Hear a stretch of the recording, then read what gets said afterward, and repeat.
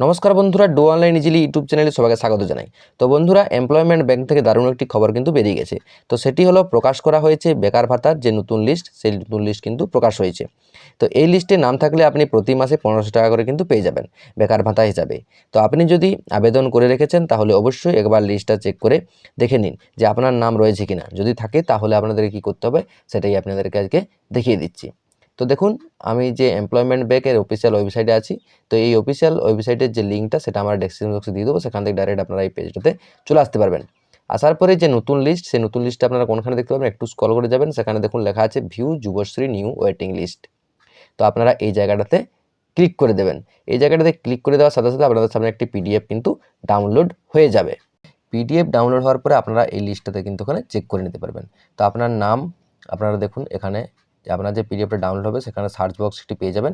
এই সার্চ বক্সে আপনি গিয়ে করে চেক করবেন বা আপনার নামটা লিখবেন, সেক্ষেত্রে আপনার নামটি চলে আসবে। তো যদি সেখানে নামটি থাকে তাহলে আপনি কি করবেন? তো দেখুন, আপনারা আবার ম্যান পেজে চলে যাবেন। ম্যান পেজে যাওয়ার পরে দেখুন এখানে সাবমিট এনেক্সার 1। তো যদি আপনার লিস্টে নাম থাকে সেক্ষেত্রে আপনি অবশ্যই এই সাবমিট এনেক্সার 1 এই পেজটাতে কিন্তু ওপেন করবেন। এটাতে ওপেন করার সাথে সাথে আপনার সামনে এরকম একটা ইন্টারফেস কিন্তু চলে আসবে।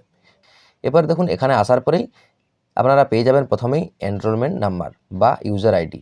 তো আপনি যখন আবেদন করেছিলেন তখন কিন্তু আপনার একটা এনরোলমেন্ট নাম্বার ছিল। সেই এনরোলমেন্ট নাম্বারটা কিন্তু ইবি দিয়ে শুরু। সেই এনরোলমেন্ট নাম্বারটার কিন্তু আপনাদের বাকি যে সংখ্যাগুলো, সেই সংখ্যাগুলো কিন্তু বসিয়ে দিতে হবে। বসিয়ে দেওয়ার পরে আপনার যে পাসওয়ার্ডটা, সেই পাসওয়ার্ডটা দিয়ে দিবেন। দেওয়ার পরে সিকিউরিটি কোড বলে যে ক্যাপচাটা আছে, দেখুন এখানে উপরের যে ক্যাপচা, সেই ক্যাপচাটা বসিয়ে দিয়ে সাবমিট এই অপশানটাতে কিন্তু ক্লিক করে দেবেন। তাহলেই কিন্তু আপনার যে ফর্মটা, সেই ফর্মটা কিন্তু চলে আসবে। তো আপনারা এইভাবে আপনার যে লিস্ট, সেই লিস্টটা চেক করে নেবেন এবং এনেক্সার 1টা কিন্তু আপনারা এইভাবে জমা দিতে পারবেন। এরপর চলে আসি, যারা এখনও পর্যন্ত আবেদন করেননি তারা কিভাবে আবেদন করবেন, বা নতুন যারা তারা কিভাবে এখানে আবেদন করবেন। তো আপনারা প্রথমেই চলে যাবেন, দেখুন জব সেকার বলে একটি অপশান পেয়ে যাবেন এই পেজটাতেই। জব সেকারে যাওয়ার পরেই দেখুন নিউ এনরোলমেন্ট। তো আপনারা এই জায়গাটাতে ক্লিক করে দেবেন। ক্লিক করে দেওয়ার সাথে সাথে আপনাদের সামনে যে নেক্সট পেজ, সেই নেক্সট পেজ অটোমেটিক চলে আসবে। সেখানে আপনারা বিভিন্ন ইনফরমেশনগুলো দেওয়া আছে বা টার্ম অ্যান্ড কন্ডিশনগুলো দেওয়া আছে, সেগুলো আপনারা যদি চান সেক্ষেত্রে পড়তে পারেন, আর না পড়লেও কোনো অসুবিধা নেই। তারপর নিচের দিকে একটু যাবেন, সেখানে দেখুন একটি চেকবক্স আছে, সেই চেকবক্সটাতে আপনারা এখানে ক্লিক করে দেবেন। ক্লিক করে দেওয়ার পরে দেখুন অ্যাকসেপ্ট অ্যান্ড কন্টিনিউ এই অপশানটাতে কিন্তু ক্লিক করে দেবেন। ক্লিক করে দেওয়ার পরে আপনার বাকি যে তথ্যগুলো, সেই তথ্যগুলো এখানে কিন্তু দিতে হবে, যেমন নাম, বাবার নাম, এরপর পোস্টাল যে অ্যাড্রেস।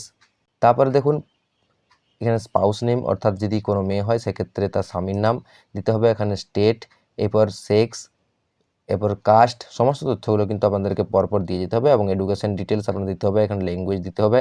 এরপর ফিজিক্যাল মেজারমেন্ট, অর্থাৎ আপনার শারীরিক যে মাপজোক সেটা দিতে হবে এবং আপনার যে আপলোডেড ফটো আর সিভি, অর্থাৎ আপনাকে একটা কিন্তু আপনার ছবি দিতে হবে। তার সাথে আপনার যে সিভি আছে সেই সিভিটা কিন্তু এখানে দিতে হবে। তারপরে দেখুন এখানে এক্সপিরিয়েন্স ডিটেলস, আপনার যদি কোনো রকম কাজের অভিজ্ঞতা থেকে থাকে সেক্ষেত্রে আপনি এক্সপিরিয়েন্স ডিটেলস এখানে দিতে পারেন, কিন্তু এখানে আবেদন করার জন্য এটা কিন্তু ম্যান্ডেটরি নয়, আপনি না দিলেও কিন্তু কোনো অসুবিধা নেই। এরপর দেখুন এখানে নিচে আছে এডিশনাল ইনফরমেশন, আপনার যে অতিরিক্ত যে তথ্য, সেই অতিরিক্ত তথ্যটা এখানে দিতে হবে। দেখুন এখানে প্রুফ অফ রেসিডেন্স, আপনার বাসস্থানের প্রমাণ হিসাবে দিতে হবে এবং রেসিডেন্সিয়াল প্রুফ নম্বর, আপনার এই রেসিডেন্সিয়াল প্রুফ নম্বরটা একটা এখানে দিয়ে দিবেন। দিয়ে দেওয়ার পরে দেখুন এখানে সিকিউরিটি কোড এবং বা ক্যাপচাটা আছে এখানে দিয়ে দিবেন। দেওয়ার পরে দেখুন দুটো চেকবক্স পেয়ে যাবেন নিচে, চেকবক্সগুলোতে ক্লিক করে আপনি এই সাবমিট অপশানটাতে কিন্তু ক্লিক করে দেবেন। তাহলেই কিন্তু আপনার এই পুরো যে আবেদন প্রক্রিয়াটা এটা কিন্তু সম্পূর্ণ হয়ে যাবে। তো আপনারা এইভাবেই করে নেবেন। তো আপনাদেরকে এই নতুন তথ্যটা দিয়ে করে আশা করি সাহায্য করতে পেরেছি। আর যদি ভিডিওটি ভালো লাগে তাহলে অবশ্যই ভিডিওটাকে লাইক এবং চ্যানেলটিকে সাবস্ক্রাইব করে অন নোটিফিকেশনটি অন করে রাখুন, যাতে আপনারা সমস্ত রকম চাকরির খবর এবং বিভিন্ন রকম সরকারি প্রকল্পের তথ্য সবার আগে পেয়ে যান। তো দেখা হচ্ছে পরের ভিডিওতে, তখন যদি ভালো থাকুন, সুস্থ থাকুন। জয় হিন্দ, জয় ভারত।